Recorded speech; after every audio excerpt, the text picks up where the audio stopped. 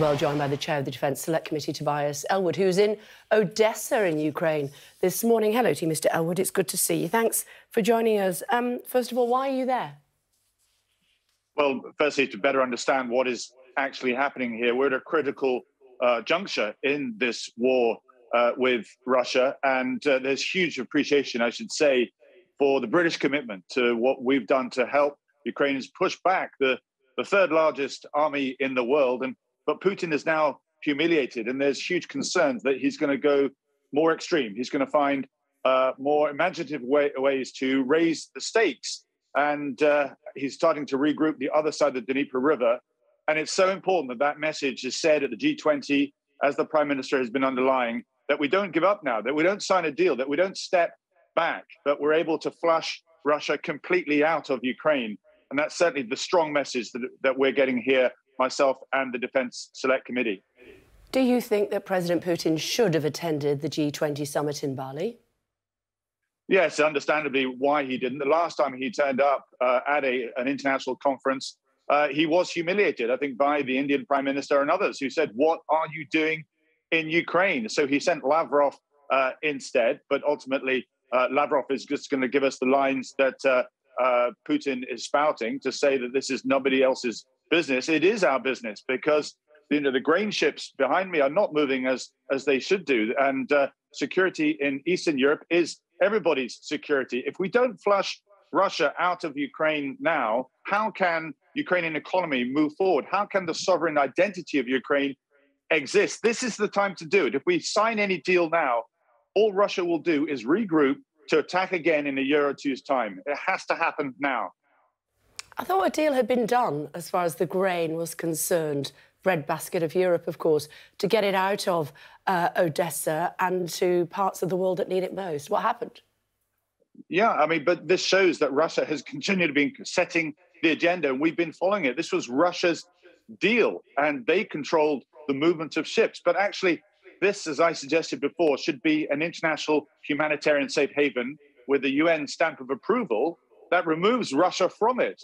You have Ukrainian territorial waters here linking up to international waters in the Black Sea. That should have nothing to do with Russia. Yet Russia is the one that set this deal, and only 1/5 of those ships are actually leaving this port, meaning that the world, Africa, and indeed Europe is not being fed on the scale. And of course, that causes rises in food prices, knock-on inflation problems elsewhere. So we need to lean further into this. This is the moment now to take the responsibility of this port away from Russia back to Ukraine and the international community. There have been some successes. We've seen what's happened in Kherson, and we've seen that President Zelensky has gone along to congratulate his troops and also to offer solace and support to those that live there and have lived under Russian control for the last 8 months. But Jens Stoltenberg, NATO Secretary General, has urged the West not to make the mistake of underestimating Russia. You would agree with that? 100%. I mean, firstly, Kherson is massively humiliating for Putin.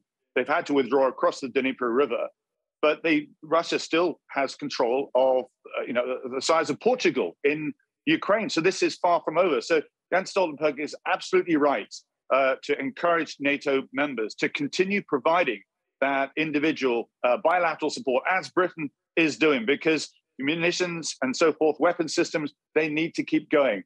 The battle is actually moving away from the battlefield, as I said, with Putin attacking electricity and infrastructure and so forth, trying to break the morale of the Ukrainian people by freezing them out this winter. But at the moment, there is a lull in war fighting because there will be a spring offensive, and that's what we need to build up and prepare for. Although Zelensky, looking at these pictures, has said that this illustrates the beginning of the end of the war. Do you not agree with him? No, absolutely I do, because it's showing that Russia can't hold the line, that the Ukrainian offensive, the incredible fighting will of the Ukrainian forces are able to then push back. But this isn't the moment, as I say, to sign that deal, to leave Russia in control of part of Ukraine. It requires additional effort. It means another 6 months or a year, if you like, of what we're doing now. And the worry is that the West's interest, commitment and so far will start to drain away. We don't have good form on this. If you look at all the places that we've been to try and provide, a force for good, from Libya, Somalia, Afghanistan, Iraq, Syria, and so forth, we've actually given up and gone home, leaving problems there. We mustn't do the same here. This is in everybody's interest, but particularly, of course, Ukraine's, that we stay here and see this through. Where does this leave us when it comes to how much of our GDP we will be spending on defence going forward? We know that Liz Truss said that that was going to be 3.5% when pushed. Rishi Sunak said to me during the summer about 2.5%, although Ben Wallace said that when he was at the Treasury, he was forced to say that. He was overruled by the Prime Minister. And the latest we're hearing in the papers this morning is that it could be less than 2.5% our defence budget. What would you say in response? Yeah, well, we're slowly understanding and appreciating why hard power matters, why a strong defence is absolutely critical to defend our interests, whether they're around the UK or actually here in Ukraine. There is a symbiotic relationship between our economy, between our prosperity and our ability to trade around the world. And the world is getting more dangerous, not less. So we drop our guard at our peril. That will affect our economy. And I hope that's the message that we'll hear on Thursday from the Chancellor, who he himself, as former Foreign Secretary, recognises the importance. There's also an absence of international leadership, dare I say. We are doing much better at stepping forward, encouraging others to follow. It's tougher to do that if you don't have the hard power yourselves to provide that example. We're hearing that the traditional G20 family photo has actually been called off. One wonders how much this summit might actually achieve. But then you look at the fact that the Chinese leader and the US president have got together face-to-face for the very first time. Does that give you some succor?